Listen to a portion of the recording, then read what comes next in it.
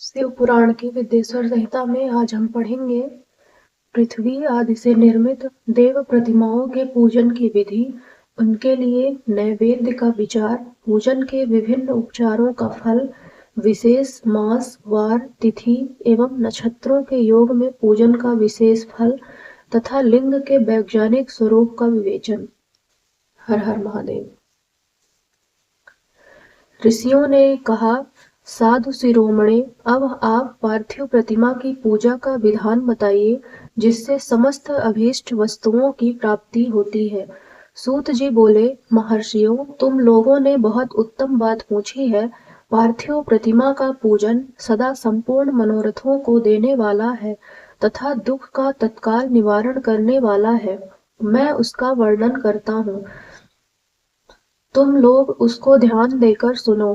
पृथ्वी आदि की बनी हुई देव प्रतिमाओं की पूजा इस भूतल पर अभीष्टदायक मानी गई है। निश्चय ही इसमें पुरुषों का और स्त्रियों का भी अधिकार है। नदी, पोखरे अथवा कुएं में प्रवेश करके पानी के भीतर से मिट्टी ले आए, फिर गंध चूर्ण के द्वारा उसका संशोधन करें और शुद्ध मंडप में रख कर उसे महीन पीसे और साने। इसके बाद हाथ से प्रतिमा बनाए और दूध से उसका सुंदर संस्कार करें। उस प्रतिमा में अंग प्रत्यंग अच्छी तरह प्रकट हुए हों तथा वह सब प्रकार के अस्त्र शस्त्रों से संपन्न बनाई गई हो। तदंतर उसे पद्मासन पर स्थापित करके आदर पूर्वक उसका पूजन करें। गणेश, सूर्य, विष्णु, दुर्गा और शिव की प्रतिमा का, शिव का एवं शिवलिंग का द्विज को सदा पूजन करना चाहिए। षोडशोपचार पूजन जनित फल की सिद्धि के लिए 16 उपचारों द्वारा पूजन करना चाहिए। पुष्प से प्रोक्षण और मंत्र पाठ पूर्वक अभिषेक करें। अगहन नीके चावल से नैवेद्य तैयार करें। सारा नैवेद्य एक कुडव लगभग पाव भर होना चाहिए। घर में पार्थिव पूजन के लिए एक कुडव और बाहर किसी मनुष्य द्वारा स्थापित शिवलिंग के पूजन के लिए एक प्रस्थ सेर भर नैवेद्य तैयार करना आवश्यक है। ऐसा जानना चाहिए, देवताओं द्वारा स्थापित शिवलिंग के लिए 3 सेर नैवेद्य अर्पित करना उचित है और स्वयं प्रकट हुए स्वयंभू लिंग के लिए 5 सेर। ऐसा करने पर पूर्ण फल की प्राप्ति समझनी चाहिए। इस प्रकार सहस्त्र बार पूजा करने से द्विज सत्यलोक को प्राप्त कर लेता है। 12 अंगुल चौड़ा, इससे दूना और 1 अंगुल अधिक अर्थात 25 अंगुल लंबा तथा 15 अंगुल चौड़ा जो लोहे या लकड़ी का बना हुआ पात्र होता है, उसे विद्वान पुरुष शिव कहते हैं। उसका 8वां भाग प्रस्थ कहलाता है, जो 4 कुडव के बराबर माना गया है। मनुष्य द्वारा स्थापित शिवलिंग के लिए 10 प्रस्थ, ऋषियों द्वारा स्थापित शिवलिंग के लिए 100 प्रस्थ और स्वयंभू शिवलिंग के लिए 1 सहस्त्र प्रस्थ नैवेद्य निवेदन किया जाए तथा जल, तेल आदि एवं गंध द्रव्यों की भी यथा योग्य मात्रा रखी जाए तो यह उन शिवलिंगों की महापूजा बताई जाती है। देवता का अभिषेक करने से आत्म शुद्धि होती है, गंध से पुण्य की प्राप्ति होती है, नैवेद्य लगाने से आयु बढ़ती है और तृप्ति होती है। धूप निवेदन करने से धन की प्राप्ति होती है, दीप दिखाने से ज्ञान का उदय होता है और तांबुल समर्पण करने से भोग की उपलब्धि होती है। इसलिए स्नान आदि 6 उपचारों को यत्न पूर्वक अर्पित करें। नमस्कार और जप, ये दोनों संपूर्ण अभीष्ट फल को देने वाले हैं। इसलिए भोग और मोक्ष की इच्छा रखने वाले लोगों को पूजा के अंत में सदा ही जप और नमस्कार करने चाहिए। मनुष्य को चाहिए कि वह सदा पहले मन से पूजा करके फिर उन उपचारों से करें। देवताओं की पूजा से उन देवताओं के लोकों की प्राप्ति होती है तथा उनके अवान्तर लोक में भी यथेष्ट भोग की वस्तुएं उपलब्ध होती हैं। अब मैं देव पूजा से प्राप्त होने वाले विशेष फलों का वर्णन करता हूँ। द्विजो, तुम लोग श्रद्धा पूर्वक सुनो। विघ्नराज गणेश की पूजा से भूलोक में उत्तम अभीष्ट वस्तु की प्राप्ति होती है। शुक्रवार को श्रावण और भाद्रपद मासों के शुक्ल पक्ष की चतुर्थी को और पौष मास में शतभिक्षा नक्षत्र के आने पर विधि पूर्वक गणेश जी की पूजा करनी चाहिए। 100 या सहस्त्र दिनों में 100 या सहस्त्र बार पूजा करें। देवता और अग्नि में श्रद्धा रखते हुए किया जाने वाला उनका नित्य पूजन मनुष्यों को पुत्र एवं अभीष्ट वस्तु प्रदान करता है। वह समस्त पापों का समन तथा भिन्न भिन्न दुष्कर्मों का विनाश करने वाला है। विभिन्न वारों में की हुई शिव आदि की पूजा को आत्म शुद्धि प्रदान करने वाली समझना चाहिए। वार या दिन, तिथि, नक्षत्र और योगों का आधार है, समस्त कामनाओं को देने वाला है। उसमें वृद्धि और क्षय नहीं होता, इसलिए उसे पूर्ण ब्रह्म स्वरूप मानना चाहिए। सूर्योदय काल से लेकर सूर्योदय काल आने तक एक वार की स्थिति मानी गई है, जो ब्राह्मण आदि सभी वर्णों के कर्मों का आधार है। विहित तिथि के पूर्व भाग में की हुई देव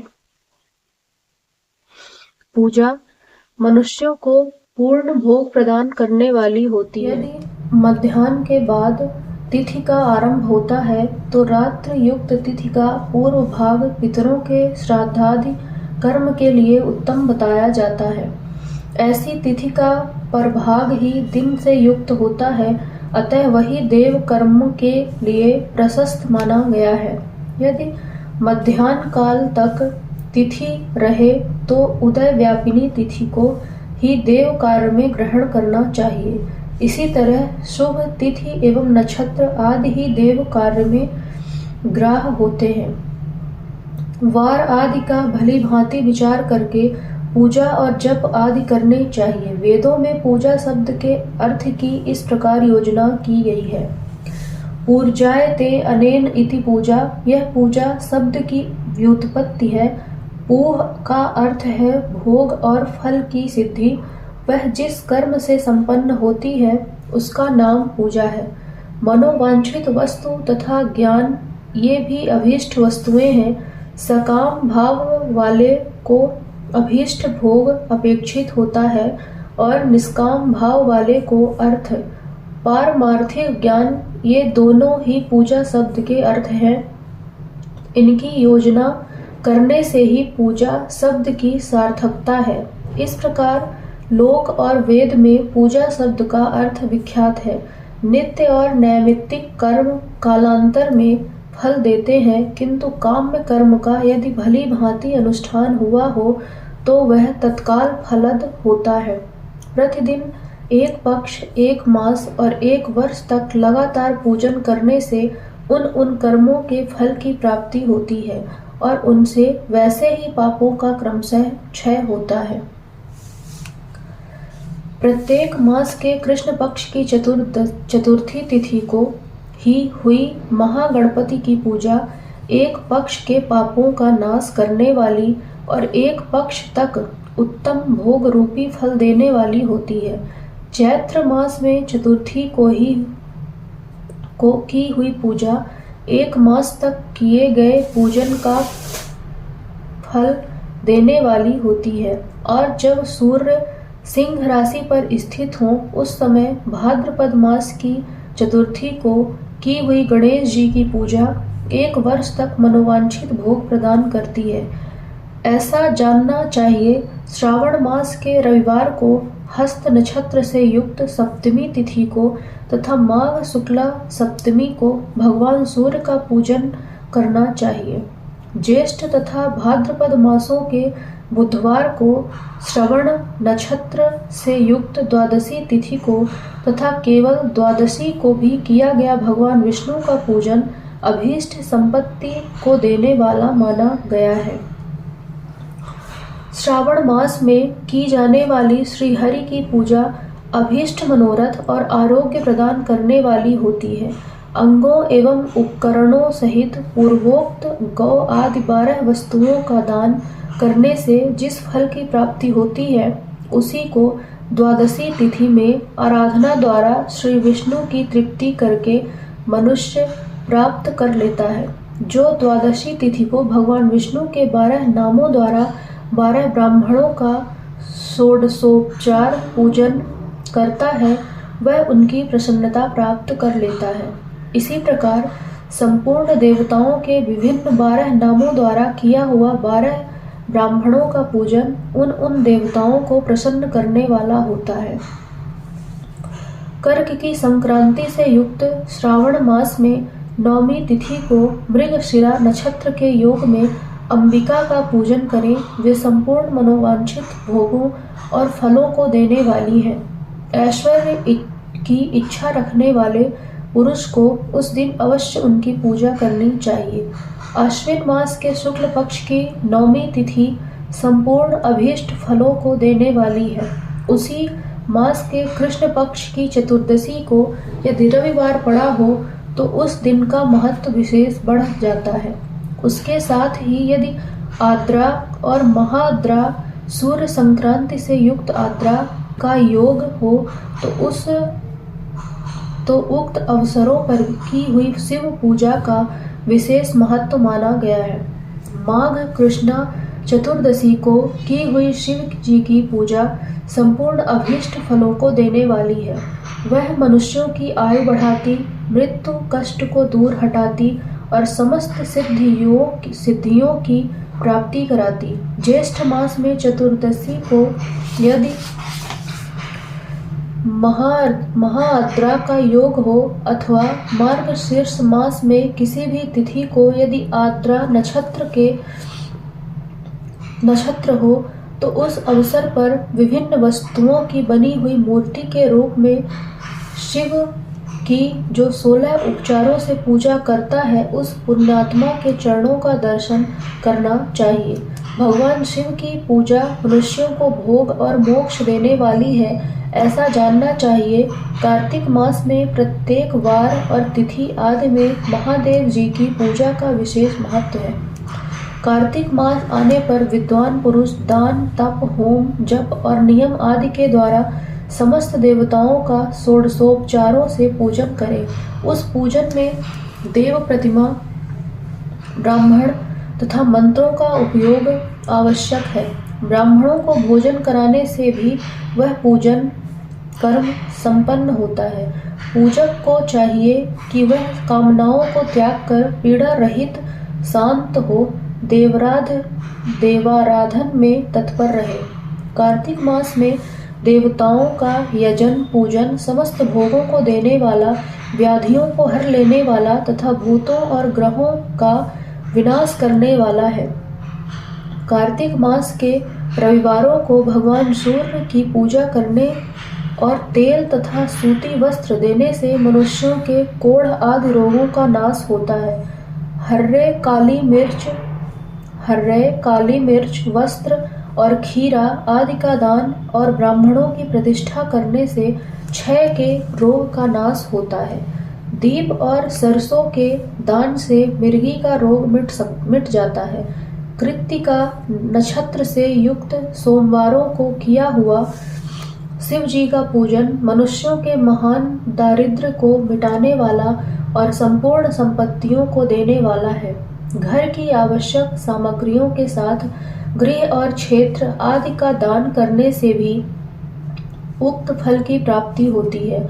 कृतिका युक्त मंगलवारों को श्री स्कंद का पूजन करने से तथा दीपक एवं घंटा आदि का दान देने से मनुष्यों को शीघ्र ही वाक्य सिद्धि प्राप्त हो जाती है। उनके मुंह से निकली हुई हर एक बात सत्य होती है। कृतिका युक्त बुधवारों को किया हुआ श्री विष्णु का यजन तथा दही भात का दान मनुष्यों को उत्तम संतान की प्राप्ति कराने वाला होता है। कृतिका युक्त गुरुवारों को धन से ब्रह्मा जी का पूजन तथा मधु, सोना और घी का दान करने से मनुष्यों के भोग वैभव की वृद्धि होती है। कृतिका युक्त शुक्रवारों को गजानन गणेश जी की पूजा करने से तथा गंध पुष्प एवं अन्न का दान देने से मानवों के भोग्य पदार्थों की वृद्धि होती है। उस दिन सोना चांदी आदि का दान करने से बंध्यकों को भी उत्तम पुत्र की प्राप्ति होती है। कृतिका युक्त शनिवारों को दिक्पालों की वंदना, दिग्गजों, नागों और सेतुपालों का पूजन, त्रिनेत्रधारी रुद्र, पापहारी विष्णु तथा ज्ञानदाता ब्रह्मा का आराधन और धन्वंतरी एवं दोनों अश्विनी कुमारों का पूजन करने से रोग, दुर्मृत्यु एवं अकाल मृत्यु का निवारण होता है तथा तात्कालिक व्याधियों की शांति हो जाती है। नमक, लोहा, तेल और उड़द आदि का त्रिकट, सोंठ, पीपल और गोल मिर्च, फल, गंध और जल आदि का तथा घृत आदि द्रव पदार्थों का और सुवर्ण, मोती आदि कठोर वस्तुओं का भी दान देने से स्वर्ग लोक की प्राप्ति होती है। इनमें से नमक आदि का मान कम से कम 1 प्रस्थ सेर होना चाहिए और सुवर्ण आदि का मान कम से कम 1 पल। धन की संक्रांति से युक्त पौष मास में उषः काल में शिव आदि समस्त देवताओं का पूजन क्रमशः समस्त सिद्धियों की प्राप्ति कराने वाला होता है। इस पूजन में अगहनी के चावल से तैयार किए गए हविष्य का नैवेद्य उत्तम बताया जाता है। पौष मास में नाना प्रकार के अन्न का नैवेद्य विशेष महत्व रखता है। मार्गशीर्ष मास में केवल अन्न का दान करने वाले मनुष्यों को ही संपूर्ण अभीष्ट फलों की प्राप्ति हो जाती है। मार्गशीर्ष मास में अन्न का दान करने वाले मनुष्य के सारे पाप नष्ट हो जाते हैं। वह अभीष्ट सिद्धि, आरोग्य, धर्म, वेद का सम्यक ज्ञान, उत्तम अनुष्ठान का फल, इहलोक और परलोक में महान भोग, अंत में सनातन योग, मोक्ष तथा वेदांत ज्ञान की सिद्धि प्राप्त कर लेता है। जो भोग की इच्छा रखने वाला है वह मनुष्य मार्गशीर्ष मास आने पर कम से कम 3 दिन भी उषः काल में अवश्य देवताओं का पूजन करे और पौष मास को पूजन से खाली न जाने दे।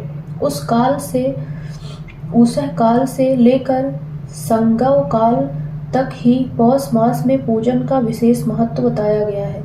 पौष मास में पूरे महीने भर जितेंद्रिय और निराहार रहकर द्विज प्रातः काल से मध्याह्न काल तक वेद माता गायत्री का जप करे। तत्पश्चात रात को सोने के समय तक पंचाक्षर आदि मंत्रों का जप करे। ऐसा करने वाला ब्राह्मण ज्ञान पाकर शरीर छूटने के बाद मोक्ष प्राप्त कर लेता है। द्विजेतर नर नारियों को त्रिकाल स्नान और पंचाक्षर मंत्र के ही निरंतर जप से विशुद्ध ज्ञान प्राप्त हो जाता है। इष्ट मंत्रों का सदा जप करने से बड़े पापों का भी नाश हो जाता है। सारा चराचर जगत बिंदु नाद स्वरूप है। बिंदु शक्ति है और नाद शिव। इस तरह यह जगत शिव शक्ति स्वरूप ही है। नाद बिंदु का और बिंदु इस जगत का आधार है। ये बिंदु और नाद, शक्ति और शिव संपूर्ण जगत के आधार रूप से स्थित है। बिंदु और नाद से युक्त सब कुछ शिव स्वरूप है, क्योंकि वही सबका आधार है। आधार में ही आधेय का समावेश अथवा लय होता है।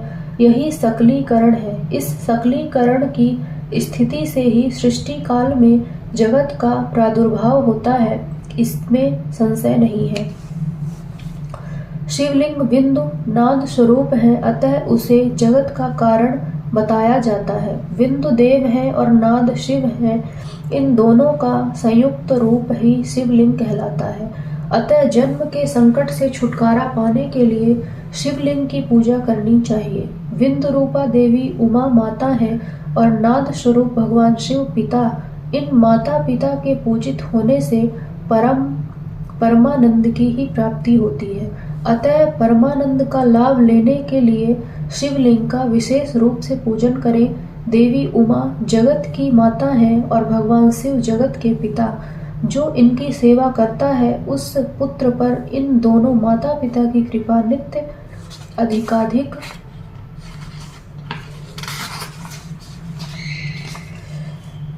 बढ़ती रहती है। वे पूजक पर कृपा करके उसे अपना आंतरिक ऐश्वर्य प्रदान करते हैं।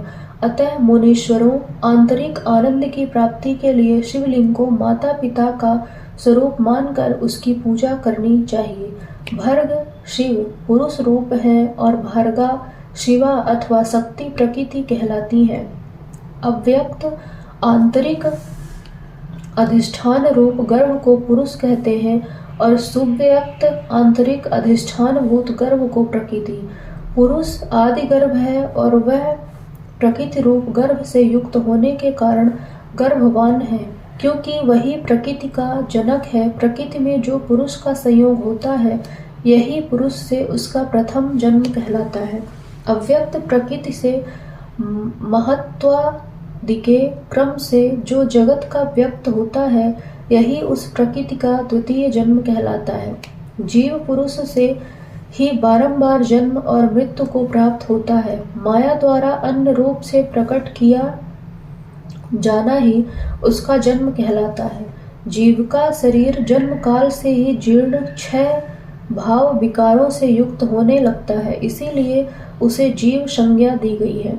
जो जन्म लेता है और विविध पासों द्वारा तनाव बंधन में पड़ता है उसका नाम जीव है।